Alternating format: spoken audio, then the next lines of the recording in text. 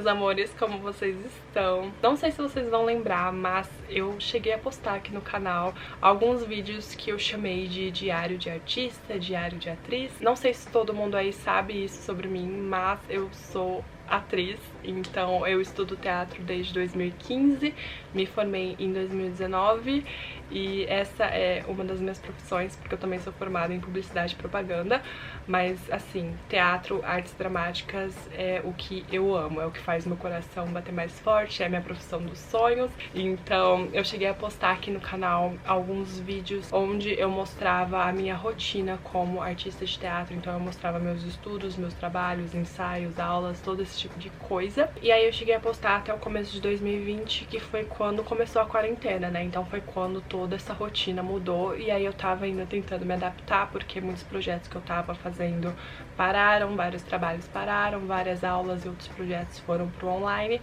Então eu acabei parando de postar e gravar tudo isso. Então realmente quando começou a quarentena e todo esse processo de adaptação, eu acabei inconscientemente mesmo me afastando muito do teatro, porque eu tinha tantos projetos e tantas coisas que eu queria fazer que quando eu começava a pensar nisso e eu não tinha a possibilidade de colocar em prática, eu ficava muito frustrada, eu ficava muito triste. E aí comecei a focar em outras coisas, só que eu percebi que eu tinha uma necessidade muito grande, uma vontade muito grande de me expressar de alguma forma. Era como se eu tivesse muita energia criativa acumulada e eu não sabia como colocar pra fora e como expressar. E aí foi mais ou menos nesse período que eu decidi voltar pro YouTube, voltei a gravar vídeos, comecei a gravar pra vocês e comecei a ficar, tipo, muito empolgada, porque eu via que era um escape criativo, era uma maneira também de criar e de me conectar com outras pessoas, que era diferente do que eu tava acostumada a fazer, mas que me permitia ainda fazer o que eu amava, sabe? E foi aí que eu percebi que o que eu realmente amo, gente, é criar. Eu percebi que toda vez que eu tinha uma inspiração, um surto criativo, a minha tendência era: vou criar uma cena, vou criar uma peça, vou escrever alguma coisa de dramaturgia, algo relacionado ao teatro, porque era o que eu sabia fazer, porque eu passei anos estudando isso. Então eu não sabia, por exemplo, transformar minhas ideias criativas em um quadro, ou em uma música, ou em algo que eu não tinha afinidade, ou nunca tinha estudado. Então eu comecei a entender que, por exemplo, teatro, música, dança, artes plásticas, tudo isso é técnica. A gente vai lá, estuda e a gente aprende como fazer, mas a criatividade por trás disso é única. E aí começou a surgir esse interesse em mim de querer expandir isso de alguma forma.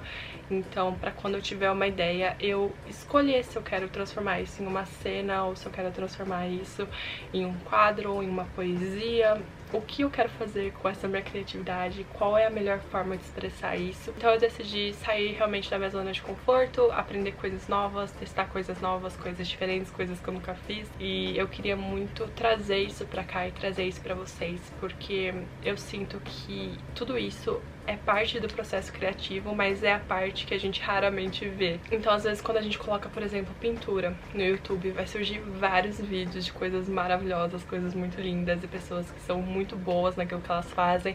E às vezes isso faz a gente se sentir um pouco afastado daquela realidade do tipo, ah, eu não tenho dom, eu não tenho talento, eu tô atrasado. E na verdade a gente só não tá vendo o processo delas, porque por trás disso tem muito estudo, tem muito erro, tem anos e anos de trabalho. Então eu acho que é muito importante também a gente colocar esses processos à vista, e é algo que eu sempre gosto muito de fazer, sabe? Às vezes eu coloco aqui, tipo, eu experimentando com o ukulele, com o teclado, com o canto, e eu sei que não é o ideal, eu sei que, tipo, não é perfeito, mas eu acho que a gente colocar a nossa imperfeição à mostra também inspira muita gente, conecta muita gente. Eu falei pra vocês, né, recentemente em um vlog aqui no canal, que eu comecei a aprender pintura, e é algo que é totalmente fora da minha zona de conforto, algo que eu não faço ideia ainda de como faz, e eu realmente estou aprendendo, realmente estou numa fase de testar e errar e, enfim, não ter ideia do que eu tô fazendo. Eu também quero aproximar vocês disso e mostrar que a arte não é algo inacessível e não é algo que só faz quem tem talento, sabe? Técnica a gente consegue aprender, técnica a gente fica 10 anos estudando, mas no fim a gente aprende. O que a gente precisa é ter a vontade e o pulso de querer estudar 10 anos. E eu acho que se você tem isso, você já é artista. E eu penso assim, até na minha carreira com teatro, tipo, o que me faz artista aos meus olhos não é um dia que eu fiz uma cena maravilhosa e as pessoas aplaudiram, ou então o meu registro, mas sim todos os dias que eu fui numa aula, sabe? Que eu peguei meu tempo livre pra estudar, que eu não tive final de semana pra poder fazer teatro, e a motivação que tava por trás de tudo isso, esse pulso, essa vontade de falar é o que eu quero fazer. E é isso, não tem como eu não fazer isso. Então é isso, eu espero muito que vocês gostem e bora pro vídeo.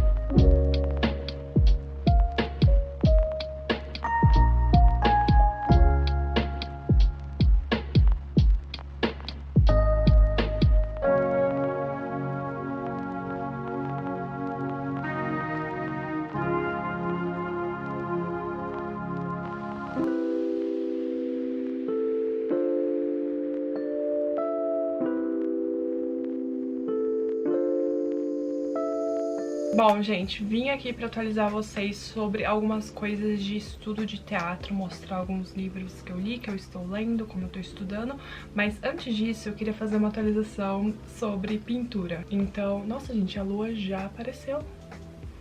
Alexa, que horas são? Tá cedo, bem? Ok, obrigada. Boa noite. O que eu tava falando? Ah, eu comentei aqui com vocês no canal que eu estava começando a aprender pintura, porque, sei lá, me deu vontade de aprender pintura, algo que eu sempre fiquei tipo, um dia eu vou aprender a pintar. E aí eu não tinha tempo de fazer isso, não era uma prioridade na minha vida. E aí agora na quarentena decidi fazer literalmente esses dias aí, comecei a fazer isso.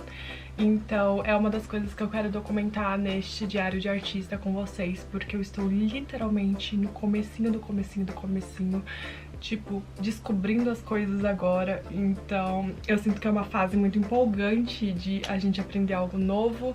E, enfim, quero também mostrar pra vocês essa fase, quando ainda tudo é muito diferente, tudo é muito estranho, tudo é muito novo, a gente não sabe fazer nada, a gente tá perdido. É bom ver esse tipo de conteúdo também pra gente ver que não é só a gente, né? E assim, gente, como eu tô no comecinho do comecinho do comecinho, eu decidi que eu queria experimentar um pouco de tudo. A única coisa que eu já tinha experimentado era aquarela, mas era só algo que eu fazia bem de vez em quando, só pra relaxar. Nunca fiz uma aula, nunca vi técnica sobre isso. Eu literalmente pegava meu estojinho e seja o que Deus quiser. E eu também pegava, tipo, uma vez a cada vários meses, então não era algo que eu pegava, tipo, pra aprender. E aí o meu estojinho de aquarela que eu mostrei pra vocês é esse aqui, e eu tenho ele há literalmente anos, pra vocês verem como eu quase não uso ele, tipo, ele tá praticamente inteiro. E esse aqui é o estojinho da Pentel. Então assim, a aquarela foi essa experiência aí que foi praticamente nula. Eu ainda quero voltar e ter uma experiência melhor, realmente tentar aprender direito, mas antes disso eu queria experimentar coisas diferentes. E aí eu decidi testar guache, testar acrílico e testar tinta a óleo. Então são esses 3 meses que eu estou trabalhando nesse momento pra aprender e pra testar e pra sentir, ver qual é a diferença entre um e outro, ver o que eu gosto mais. E já testei algumas que eu gostei bem mais e que me empolgou bem mais, e uma delas foi a guache. E aí eu queria mostrar pra vocês o meu estojinho, que é esse aqui de guache da Artus que eu comprei, e ele foi R$52 e eu achei bem legal pra começar. Ele vem com magenta, ciano, amarelo, branco e preto. Então vem só essas cores, o que eu acho ótimo, porque é isso que a gente precisa pra começar. Misturando essas cores a gente consegue fazer todas as cores. Então eu queria dar essa dica pra vocês, que eu achei bem legais esses tubinhos pra quem tá começando. E aí vocês podem ver que eles estão bem usados já, e eu tava usando eles, tipo assim, muito errado. Não diria que é errado, mas assim, no começo eu tava usando, tipo, uma consistência muito grossa. E aí depois eu fui aprendendo e trabalhando do mais fino pro mais grosso e tal. Até peguei pra mostrar pra vocês, que essa daqui foi uma das primeiras que eu fiz. Eu tentei fazer um céu. E aí ele ficou, tipo assim, até um pouco craquelado. Não dá pra ver muito no vídeo, mas é porque eu comecei com uma camada muito grossa. Esse aqui também, que era do meu gato, tive muita dificuldade de fazer, porque realmente a camada ficou bem grossa desde o começo, e aí é mais difícil de trabalhar. E aí depois eu fui aprendendo. Esse aqui é o Dodó, do Cão e Raposa. Gente, nada aqui tá muito maravilhoso, porque realmente foram os primeiros guaches que eu fiz, mas só pra mostrar pra vocês. Aqui eu já comecei a pegar um pouco mais o jeito. E aí o que eu fiz e mostrei pra vocês é esse daqui, que é uma ceninha do Estúdio Ghibli, que eu já senti que eu tive muito mais facilidade e já peguei mais o jeito do que os outros. Então tô bem feliz, tô empolgada com guache, empolgada em aprender. E aí teve uns aqui, que tipo esse aqui, ó, que eu usei um papel que eu tinha ali, que não era próprio pra isso, e deu certo. Mas aí depois eu peguei um papel de aquarela, que é esse bloco aqui, e fiz e achei que deu bem melhor, porque eu pude usar mais camadas, tipo, mais diluídas em água, e o papel aguentou mais. Mas é isso, é só ir testando. Eu usei esse aqui pra economizar, mas às vezes você vai economizar no papel e acaba gastando material porque o negocinho não dá certo. Mas como nada tá dando certo porque eu tô começando, então tudo bem também. E é isso. E, gente, esse bloco aqui eu tenho há anos. E eu vou falar pra vocês que é um bloco que eu sempre tive, tipo, muita pena de usar, porque eu pensava, cara, foi muito caro esse negócio, e aí eu vou usar. E eu sei que não vai ficar bom porque, tipo, eu não sei pintar, então eu vou gastar uma coisa. E eu ficava meio que guardando ele pro dia que eu fosse pintar melhor. Só que eu nunca vou pintar melhor se eu não usar os meus materiais e testar e errar e fazer as coisas, né? E é meio óbvio, mas às vezes a gente fica com esses receios e com essas resistências. Eu vi em um vídeo esses dias que a moça falava, eu não lembro o vídeo, gente, senão eu colocava aqui, falava quem falou, mas uma moça falou, tipo, o melhor jeito de você desperdiçar materiais de pintura é não usá-los. Realmente, gente, o que compensou mais, isso aqui que eu comprei e já usei praticamente tudo e tô aprendendo, ou isso aqui que eu comprei há anos e tá praticamente inteiro e eu nunca usei e não aprendi. Então, é isso, só uma observação. Então, o que eu mostrei pra vocês, né, foi esse estojinho de guache, que são essas bisnaguinhas aqui, mas eu não deixo eles guardados aqui porque fica difícil de pegar. Então, eu comprei esse cavalete estojo aqui. Comprei numa loja chamada Mundo Arts, tem também, acho que no Mercado Livre, enfim. Gostei bastante, ó. É bem legal, porque é um cavalete, você usa aqui, você ajusta aqui. Eu já tirei a base aqui, ó, mas você pode deixar ela já prontinha pra você colocar a tela, colocar o que você quiser. E aí você pode deixar os seus materiais e levar também pra todos os lugares, então achei bem prático. E aí eu deixo minha guache aqui. E aí depois, se vocês quiserem um tour, sei lá, alguma coisa mostrando melhor tudo que tem aqui, um por um, eu posso mostrar pra vocês. Mas basicamente aqui eu coloquei acrílico, aqui guache, óleo. Aqui eu deixo esse paninho que eu limpo o pincel, principalmente quando eu tô usando óleo, pra não ficar usando solvente o tempo inteiro, eu passo no paninho. E aqui mais algumas outras coisas que eu uso, tipo verniz, solvente e tal, eu deixo aqui. E aí eu coloquei o mesmo paninho desse aqui, ó. Eu coloquei tudo aqui pra, enfim, não vazar as coisas, porque isso aqui às vezes pode vazar. E aí ele veio também com essa paleta bem legal, bem grandona, tô usando bastante. E aí eu preciso limpar ela porque eu usei tinta a óleo. E uma coisa que eu estou aprendendo é separar meus materiais de óleo e de tintas à base d'água, porque, enfim, limpar óleo pra depois usar as coisas de base d'água sem deixar rastros é um desafio. Então tá sendo um dos aprendizados também. Mas é bem legal e aí cabe certinho pra guardar aqui também. Então de pintura praticamente é isso no momento. E aí eu vou mostrar pra vocês algumas coisas de teatro agora. De teatro, eu queria mostrar pra vocês que eu finalmente finalizei a leitura desse livro. Eu acho que avisei pra vocês em um vlog, mas como esse aqui é um vlog mais dedicado a coisas artísticas, eu vou me aprofundar mais aqui e não nos outros vídeos. Esse livro aqui tem mais de 300 poemas, tem partes de diário dele, tem fotos, tem muita coisa. É um livro bilíngue, então tem alemão e português. Não entendo absolutamente nada de alemão, mas é bem legal poder ver também na língua original. E é basicamente um compilado, assim, dessas obras dele, e eu achei absolutamente incrível. Eu já tinha estudado Brecht no curso de teatro, mas é muito diferente você realmente pegar a obra do autor e dissecar, sabe? Tipo, você lê, você entender os contextos sociais, o contexto histórico, onde estava inserido, sabe? Muita coisa que ele escreveu durante a Segunda Guerra Mundial. E aí você entende o porquê que ele escrevia, o que ele escrevia, e eu acho isso muito interessante. Eu absolutamente amo a maneira como ele enxerga teatro, né? Como uma ferramenta política, uma ferramenta de transformação social. Então, realmente me inspira bastante. E aí, muita coisa aqui, por exemplo, de teoria dele, eu marquei em laranjado, coisas que eram referências, tipo, às vezes ele cita um autor, às vezes ele cita uma obra, algo que eu ainda não conheço, eu marquei de amarelo para eu poder voltar aqui e depois pesquisar e me aprofundar nessas coisas que eu ainda não sei direito. E em azul eu basicamente marquei as poesias que eu gostei ou que eu acho que eu posso usar em uma montagem, em algum trabalho.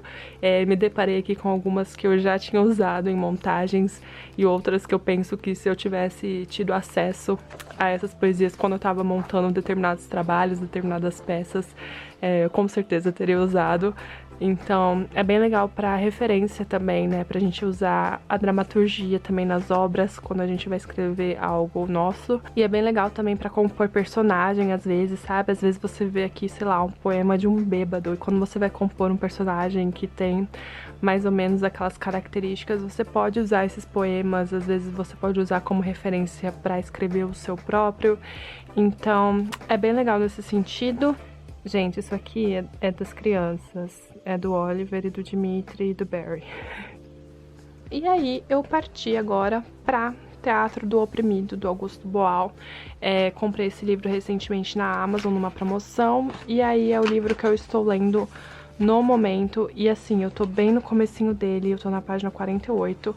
Mas, gente, já aprendi tanta coisa. E o Augusto Boal também tem uma maneira de enxergar teatro que é bastante política, né? E uma coisa muito interessante é que tanto o Boal quanto o Brecht, por exemplo, eles quebram muito o teatro clássico. E aí uma das dicas que eu dou pra vocês, né, que quiserem estudar teoria de teatro, é começar pelos clássicos. Então, começar lá pelo teatro grego, Aristóteles, enfim, as tragédias clássicas, porque aí quando vocês chegam nesses dramaturgos, nesses teóricos que quebram os clássicos, vocês já têm essa referência e vocês conseguem entender melhor. Obviamente não é uma regra, mas eu sinto que foi uma das maneiras assim que eu consegui entender melhor. Então aqui, por exemplo, ele já tá falando de tragédia, seguindo a tríade aristotélica, seguindo, enfim, as ideias de Aristóteles, e eu acho que é interessante já conhecer isso, né? Então ele fala também de alguns clássicos, aqui ele tá falando de Antígona, que é um clássico da tragédia grega que eu absolutamente amo, e aí ele explica tudo isso de uma maneira que depois ele vai lá e vai questionar e quebrar muita coisa. Então, é bem legal já conhecer o que ele vai questionar e o que ele vai quebrar pra gente entender por que ele tá fazendo isso. E aí, dica de estudante de teatro pra vocês, pra economizar na hora de comprar livros, primeiro ver em biblioteca. Eu peguei muita coisa em biblioteca, principalmente assim, logo que eu comecei a estudar e eu não conhecia quase nada. Eu acho que é um jeito bem legal de você conhecer os livros e ver se vale investir nesses livros. E geralmente mesmo as bibliotecas de instituições, tipo faculdades e tal, tem condições especiais pra quem não é aluno, então às vezes você tem que devolver mais rápido ou você só pode pegar um livro de uma vez, mas você pode pegar, então dá uma olhada aí que eu acho que compensa muito. E aí outra coisa que também compensa, obviamente, é procurar em sebos. No último vlog eu mostrei pra vocês um livro do Brecht que eu comprei no sebo online pelo estante virtual, e ele veio literalmente novo, então assim, eu paguei muito mais barato do que eu teria se eu tivesse comprado na Amazon, por exemplo, no Submarino, então compensa olhar. E outra dica legal também é procurar o que tá em domínio público, porque já tem muita coisa que tá, tipo esses clássicos gregos, Shakespeare, tudo isso já tem em domínio público, então muitas vezes você encontra na internet, só baixar, só ler, então é bem legal também pra economizar e não precisar comprar tudo e ter tudo físico. Então essas foram algumas maneiras que eu encontrei ao longo dos anos de ler mais e não falir.